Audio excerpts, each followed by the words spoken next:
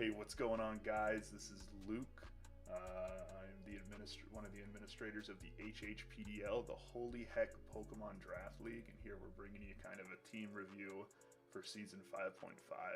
I'm here with Roromiya. Say hi, Roromiya. Hi, one of the other organizers. One of the other organizers. Of course, he's not playing this season because he's a bozo, but Yep. usually you know him as the San Francisco 549ers. So we're just gonna kind of go over the teams, kind of give our opinions on them. A quick little overview of what we think they might be able to do and what they can't do, and kind of go over the schedule and the divisions real quick. So buckle in. Yep. So first off, we got the Phantom Menace here. This is a dyslexic kid. This is his second season. They played last season, season 5, and I believe in 4.5 actually, off the top of my head. I can't 100% remember. I think so. Yeah, I think he might have been someone who came in like after. that's like true. A villain. Yeah. So this team's got one of the bigger threats in the format, definitely Nidoking. Just kind of a lot of threats in general with the Nidoking, the Galarian Moltres, the Mega Steelix. We do got some type overlap, but I don't think it's gonna matter too much, you know? No, I think the only thing that's kind of overlapping is just all those top 3 are very much special attackers. Yeah. And the other big fear is, like, you might be a little afraid of ground type moves. Galarian Moltres is your only well, Driftbloom, I guess, as well. And Cryogonal has Levitate, correct? Yep. Yeah, so maybe it's not as bad as you first off think with the Nidoking, the Tinkatana, and the Mega Steelix. But we got some defensive houses on the team, really consistent rockers with Tinkatana and Mega Steelix for sure, and Nidoking for what it's worth. So you got really good options for stealth rockers. A really big wall breaker in Nidoking, one of the stronger wall breakers in the format for sure. And this one should be pretty interesting. Ended up in a we'll kind of go over to our rosters real quick and go over the different divisions here, named after the different Oricorio forms, which is pretty fun. What do you think is the toughest division? I think they're pretty even this season. Yeah, I'd probably say just I don't know. I think the Powell. I don't know how to pronounce this. I'll be honest with y'all. Right. I think that's I'd probably say the Powell division. Yeah. Yeah, I mean Zeal, Alice, Corey, and then Gengar, who this is their first season playing. Really excited to see how they end up doing here. I've never seen them play a game before, so this could be like a total meat grinder of a division. I'm excited to see how it comes either out. that or like Pom Pom division for the 2 players not named you or Logan. The Pom Pom division, it's gonna be a battle at the top. It feels like, but they feel pretty balanced. I think the wheel gave us a pretty balanced run there. So every team plays the 3 teams in their division and then the 3 teams out of division. So the Menace pulled Tropius, FedEx, and Ryan, the drafting Dragonaires. Pretty tough polls there, but I definitely think they could come out of this division and make the playoffs, no doubt about it. Alright, so here we got the Chicago Toros. This is Imbul's second season, also played in 4.5. Yeah, this team's like super threatening, right? With the Haxorus and the Alolan Ninetales. Haxorus is just just set up the screens and let Haxorus start DDing. And the defensive suite of Vileplume, Gligar, and Alomomola should be pretty powerful. Yeah, and Bronzong's also really good too. Yeah, Bronzong, and even like a little bit of Golem action in the back. Honestly, I think in the right matchup, you could get some game out of Porygon. Sure. I was thinking about one cost that got drafted, and I think you could get a game out of Porygon in the right matchup. I don't know if it exists because there's no Gengar that got drafted, but maybe there's a world, I was thinking about it in like even previous seasons, where it's like maybe there's some use case for it because it still has all that utility. Yeah. The one fear with this team is that, even though you do have this huge offensive threat in Haxorus, maybe, and Mega Houndoom also, Yeah. maybe if your opponent's able to shut those two down, you would have trouble breaking through stuff. Because the offensive pressure from Gligar and Alomomola, the pure power, even from something like Alolan Ninetales, which is like your third best attacker, it's not a good attacker, Right. So, kind of cheats on power with Blizzard. So it'll be interesting to see, how Imbolz is able to, um,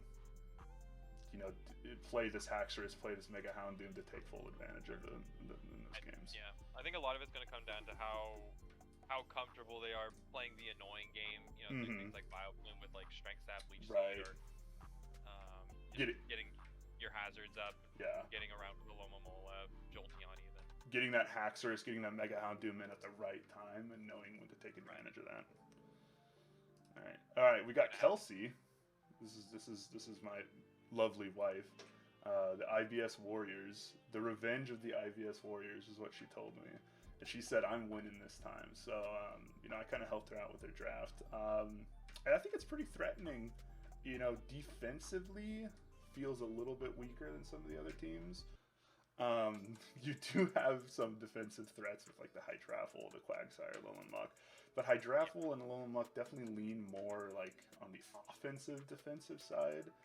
Where it's more bulky offense. Yeah, definitely a bulky offense team. I think it's gonna look for like Mian Xiao to take some hits for it, For sure.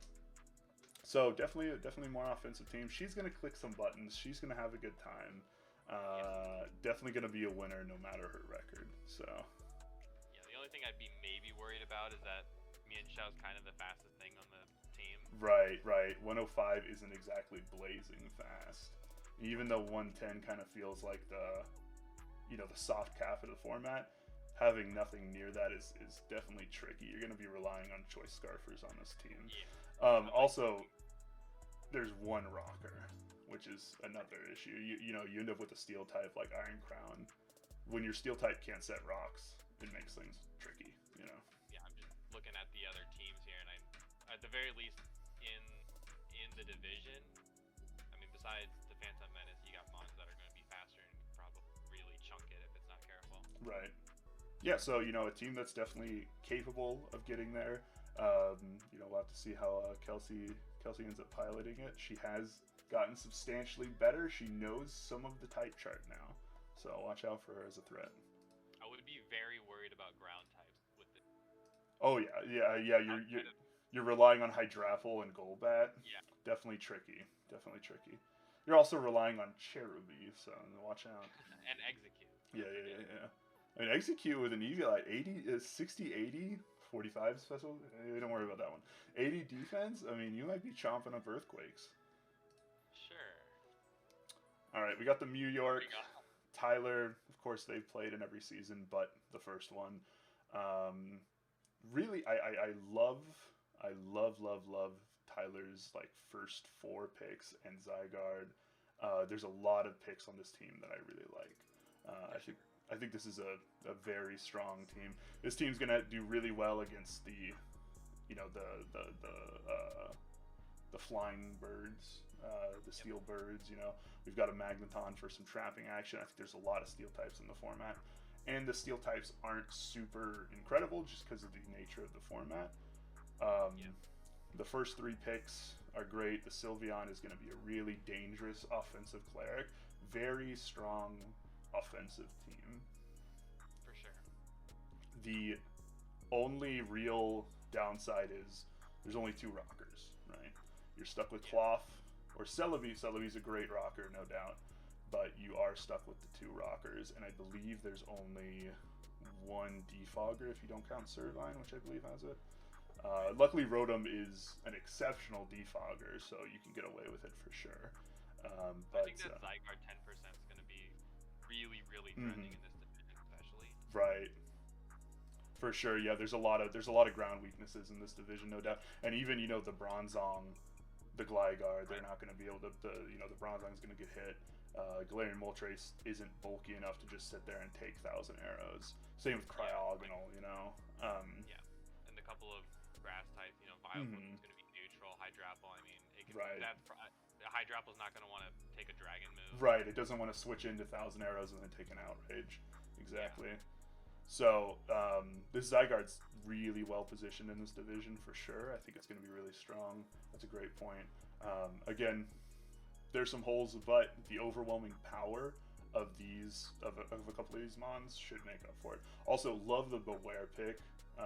You know, a fire type weak mon on a team that has some great fire resists. Yeah, I think it's going to be a really exceptional wall breaker for them. Yep. All right, we're on to our next division. This is the Pom Pom division, or the Powwow division. Yeah. We got Snowyar in the Runts, the Driftveil Darmanitans, Alexandria Xurkitree, Canberra Mamoswines. We'll start off with Snowyar in the Runts. I love Reuniclus in this format.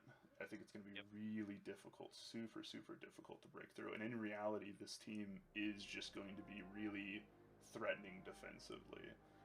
Right, I was going to say, this team just kind of seems like it can have an answer for just about everything. Yeah, for sure. The Reuniclus, Melodic, Flygon, Sinistcha. I mean, between Reuniclus and Sinistcha are so scary to go up against because they're able to take hits so well and set up in your face and heal themselves. So it's going to be really scary each week prepping. Now, luckily, there's some shared weakness there, so you're able to kind of prep a little bit easier. But still, the Sinistcha is just able to take over a game at a drop of a hat. It's such a scary Pokemon. And then we have some really strong wall breakers in Obstagoon, and even Cobalion with, you know, Body Press is going to be able to break through some stuff for sure.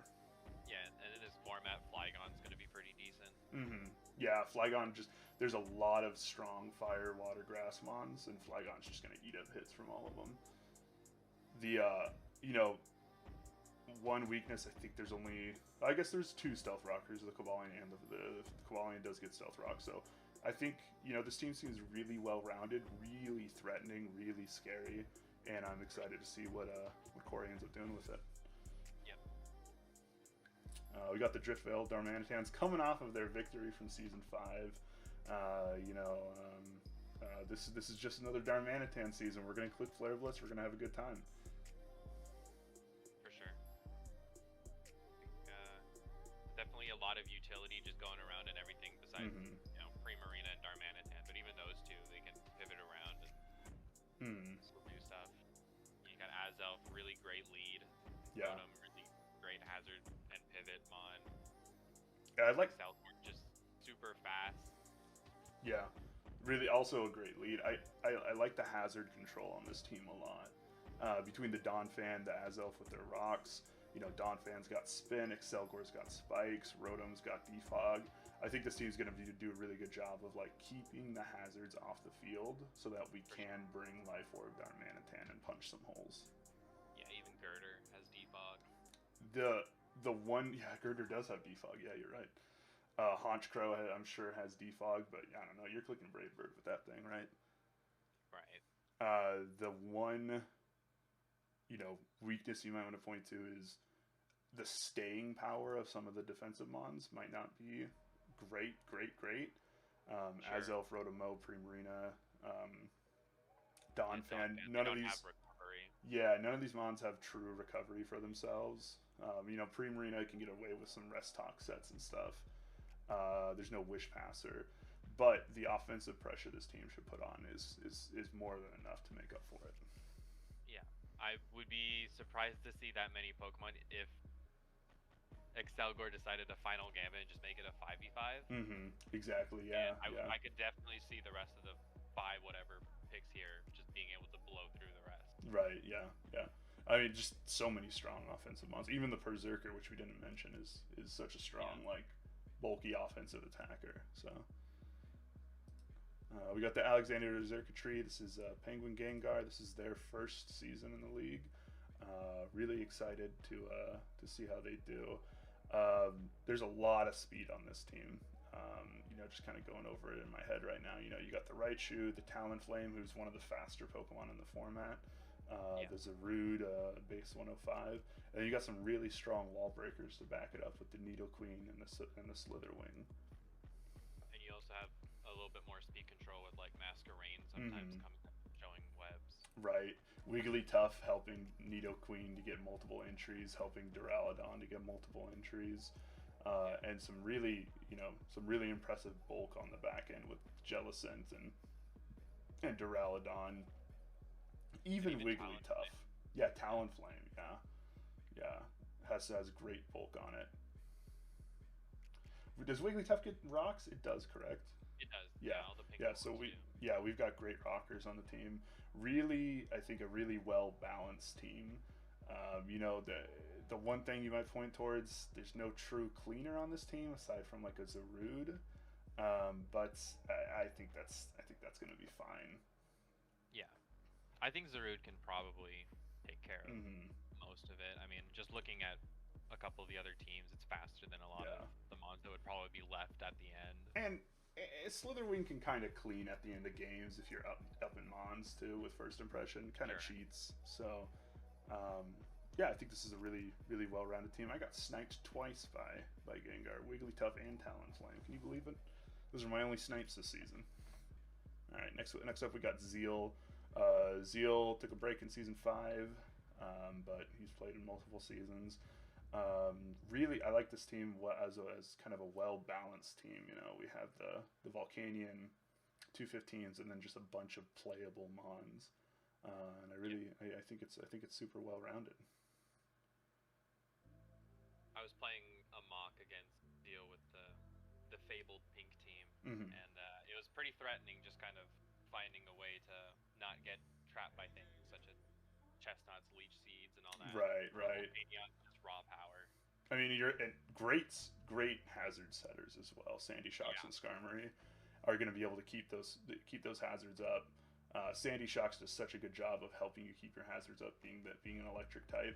Xatu is going to do a great job of bouncing those back, and then you have Volcanion and Staraptor on the back end to just kill stuff. For sure. Volcanion's a really threatening wall breaker in this format. You got Florges to pass it wishes. You have a great suite of defoggers. I think this is a super well balanced team. The one fear you have is the speed, right? For sure. Not great speed tiers.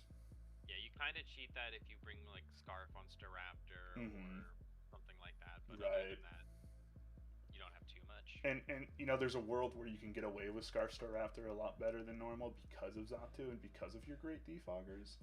Yeah. But it's going to be tricky for sure. Scarf Sandy Shock takes away a lot of its utility, so you don't really love to see that. I don't even know if does it have 4 good enough. I guess it's got Power Gem as well. Yeah, Power Gem and Flash Cannon, but it's tough to like fill out the 4 slots with like the 4th slot is tough to be happy with. You'd end up being like T-Bolt and Volt Switch. Yeah, T-Bolt, Volt Switch, Earth Power, and then whatever your last move is, right? Probably won't come up, but it's nice to have around. And then Volcanion is a strong Scarfer, is a strong Spexmon, but you hate to take that Rocks chip. But I don't know, if you just kill him, it doesn't matter, does it?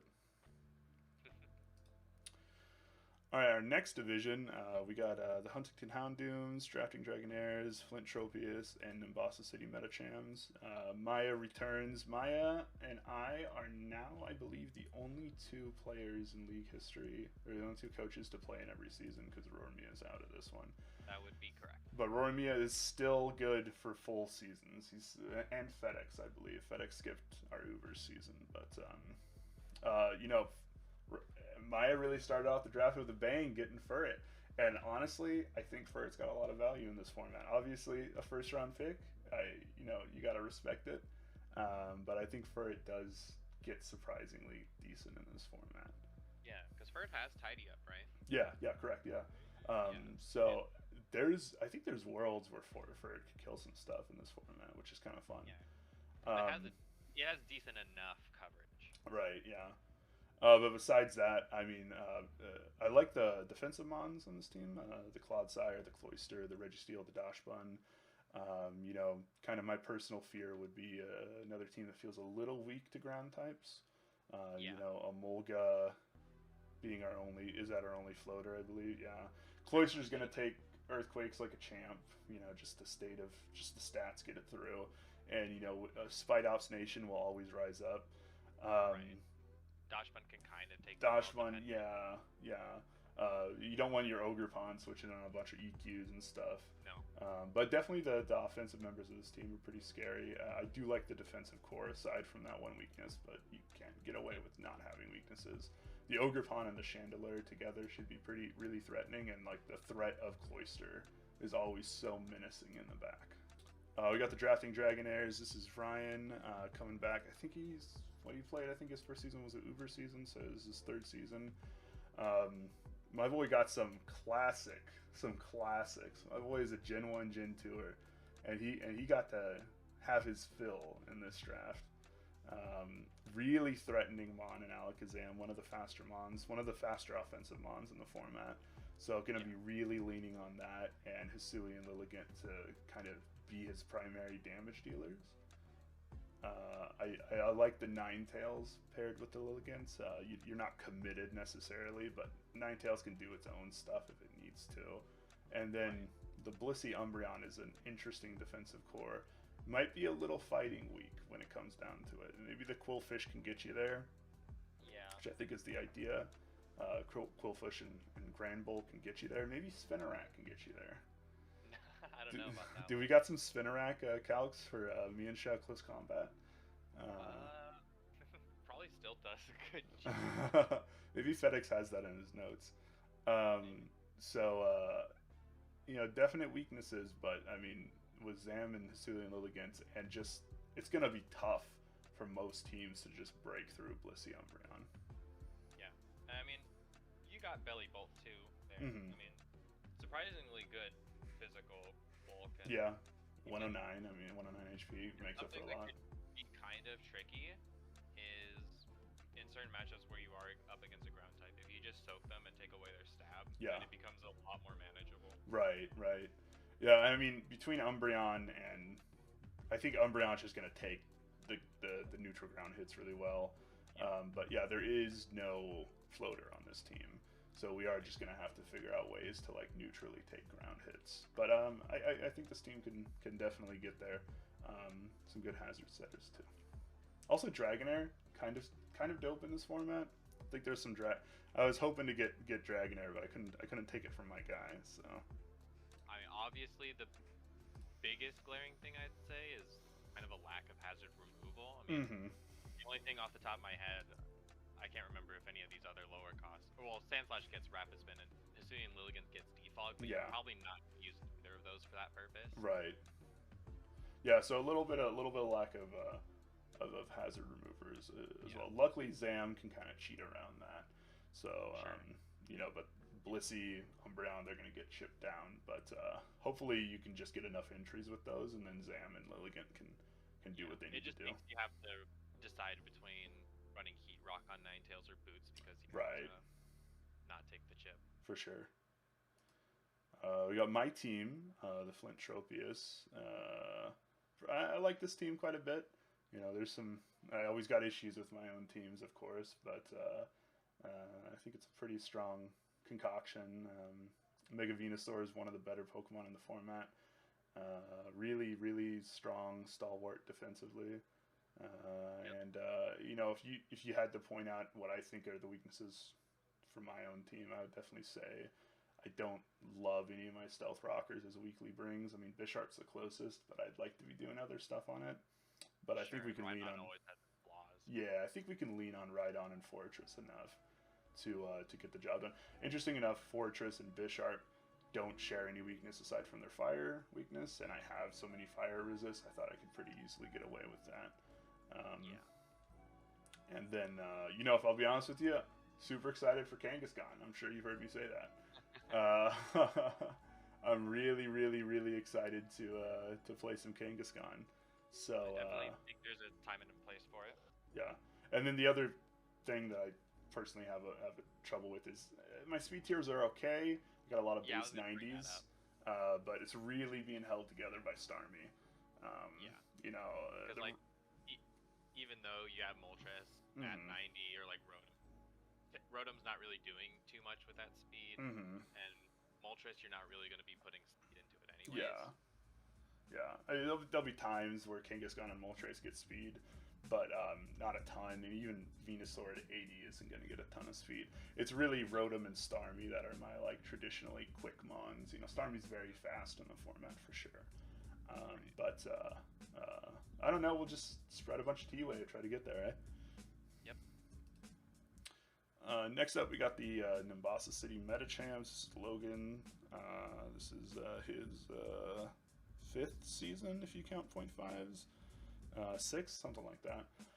I can't remember. Started off with a really good pair of picks in Mega Altaria and Empoleon. You know, this team is very threatening with the Altaria, the Hisui Arcanine. Even Vikavolt can be like really difficult to switch into. Right. You know, definitely those three together are going to provide you with a ton of offense. Yeah. You know, we got a good suite of hazards. Logan is the biggest sticky web enjoyer in the world. And Empoleon, Arcanine setting rocks. Palo Sand also setting rocks. We got spikes from Quillfish. So we definitely have a good, even spikes from Maractus. Watch out. Is Maractus the best one cost? Maybe. We'll see. So we got a good suite of hazard setters, a good suite of removers. You know, this one, you'd also kind of be worried about the speed a little bit.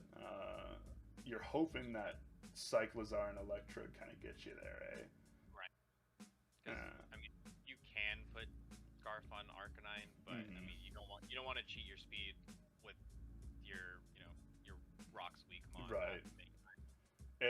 A lot of the times, you just rather have put a band on that guy if you're going to do it, right? So you're a little worried about the speed, but Cyclizar is a great hit taker. So there's a good chance that, you know, that's going to be enough and be able to kind of get you. And Altaria, you know, the DD sets. Altaria's just utility is insane. So hopefully, you know. For sure. It's very unpredictable. Yeah. I mean, yeah, exactly. It could be special. It could be physical. It could just be a utility support mon. Has so many options. All right, in our final division, we got the Bashful Beedrills, the Drexel Dragapults, the Buenos Aires Agrons, and Captain's Courageous Comrades. This is Bashful Beedrills, Ruidos' 2nd season, I believe, with us. I mean, what screams to me, what jumps out to me is the first 8 picks. You could bring any combination of those. I mean, Scissors probably coming to every game. But the first 8 picks really feels like you can bring any combination of them and have a lot of success. I like a lot of the defensive utility on this team as well. Between Scizor, Swampert, Noivern, and Rotom Heat. All mons that can be offensive, all mons that can be defensive. You know, Noivern's got great resistances with its typing. You know, obviously 2 pretty tragic weaknesses as well. But, you know, there's not a lot of fairies in the format, and you can work around the water types. You can work around the ice beams of what you got going on. So I'm really excited to see how this team plays out. Definitely going to put somebody in the blender until they're in Machamp range, and then just click Dynamic Punch, eh? Yep. We got the Drexel Dragapults here. Strong team. Slowking is a great addition to this team, I believe. And another team that is deep, is very deep. You're 9 mons deep. You know, we're not going to include Snom and Dreepy. Apology to Wooloo fans out there. But being 9 mons deep in a format like this goes a long way. Obviously, you have your 2 almost auto includes in Ogerpon and Slowking. They're going to play really well together. But past that, I mean, you're free to bring whatever you want, you know? Right. I think the only thing that I'd probably say is that I think outside of Slowking, I mean, there's Sandaconda and kind of Earthworm, but you're not super defensive. Right. It's kind of all just like middling bulk, where like everything can kind of take 1 hit, but not much past that. Right. Yeah, you're definitely relying on Slowking, like each Slowking entry to lead to a kill for you, right? And you're hoping that you could, you know, with teleporting out, putting some pressure on your opponent, and you're really hoping that, you know, you can leverage that. The other thing for me is, even though you have Ogerpon, Hearthflame, 110 speed, Palmot 105, the rest of the speed is like pretty bad. And Ogerpon, you really want a good Scarfer with Ogerpon because people are going to Scarf over it because it can never Scarf. So you're relying on, you know, Gardevoir and Rotom Fan, which are playable Scarfers, but you'd hope to just have something a little bit better. But you're going to end up having Rotom being your defogger. Mm-hmm. But definitely the offensive pressure this team's going to put on. I mean, it's going to be really hard to switch into Ogerpon Hearthflame. So I'm not excited to do that. Luckily no regular season matchup for me on this one. Yeah. All right, we got FedEx here. FedEx went 10-0 last season. Shout out to my boy. Absolutely crushed the regular season. I mean, we got some fun Pokemon on this team. I'm actually really excited to see how this one plays out. Yeah. You know, the Quaquaval, the Iron Thorns, the Mega Sceptile, the Incineroar, all really fun mons, and I'm excited to see, you know, what he's able to do with them. Another team that kind of has a load of offensive, defensive pressure, you know, utility, Incineroar, Sandslash, Crobat, Quaquaval, even Mega Sceptile in the right matchups can like bring you a lot of defensive utility with like the Leech Seed substitute sets. I think this is I think this is probably one of the deeper teams as well. I mean, you don't have, like, it's one of the few teams, I think, or maybe the only team that doesn't have any one cost. And I can definitely see a universe where, you know, Mischievous or Lopunny show up for a thing. I don't know about Fracture when you have Mega Sceptile, but who knows? Lopunny's got some tricks up its sleeve for sure. The classic, what is it? Switcheroo with Assault Vest and Klutz, yeah. And Mischievous is a totally playable Pokemon. So yeah, definitely very deep. Good suite of Hazard Mons with Sandslash, Copperage, Iron Thorns. Good suite of defoggers. Really, I mean, one of the star defoggers of the format, Crobat. We love a fast utility mon. You got spent on Sandslash. So a really deep team, really fun team. I'm excited to see what he's able to do with it. I do think it kind of leans a little physically offensive. I mean, you can go special on Mega Sceptile with like Leaf Storm or something, but as a special attacker, it never stays in for too long. Right. It really is only Leaf Storm doesn't get Draco. It doesn't get Draco, yeah. So your offensive pressure is a little wonky with it for sure. You can't just sit there and like deal consistent damage. All right, and then last but not least, we got Captain's Courageous Comrades. This is Red. I believe this is his 3rd season. My boy top loaded again. We got 6 playable mons plus Shedinja. Hell yeah. Shedinja likely, I mean, it's tough to bring to matchups, but you know, if anybody's capable of doing it, it's him. 6 really. Go ahead.